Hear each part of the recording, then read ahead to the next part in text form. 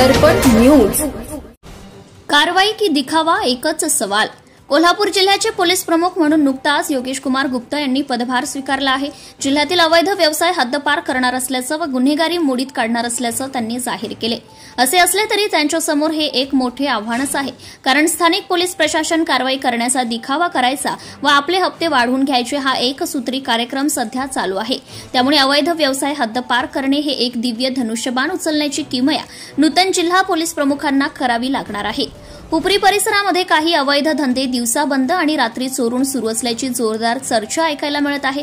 हुपरी शहरात मोठ्या प्रमाणात मटका, 3 पाणी, 13 पाणी, जुगार, गांजा, गुटखा, बेकायदेशीर दारू विक्री असे अवैध धंदे मोठ्या प्रमाणात नूतन जिल्हा पोलीस प्रमुख योगेश कुमार गुप्ता हे रुजू होण्यापूर्वीपासून राजरोसपणे सुरू असल्याचं सर्वत्र दिसत आहे।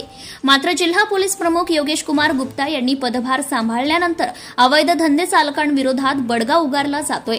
चोरी छुपे अवैध धंदे आणि मोठ्या प्रमाणात घेण्यात येणारा मटका पोलिसांच्या कारवाईला घाबरून मोबाईलवरून घेण्यात येतोय।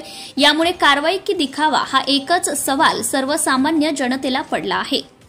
भ्रष्टाचारासंबंधी काही माहिती असल्यास अगर लाच मागणाऱ्या लोकसेवकाबद्दल तक्रार असल्यास लाचलुचपत प्रतिबंधक विभागाशी संपर्क साधावा। वैष्णवी पाटील, लाचलुचपत प्रतिबंधक विभाग, कोल्हापूर, पोलीस उपअधीक्षक, मोबाईल क्रमांक 9764140777। कार्यालयाचा पत्ता पोलीस उपअधीक्षक anti corruption bureau, Kolhapur. Mobile क्रमांक 9673506555 किंवा 7875333333। कार्यालयीन दूरध्वनी क्रमांक 0231254098 व्हॉट्सअप क्रमांक 7875333333। निशुल्क फोन क्रमांक 1064। Email dyfpacbkolhapur@gmail.com।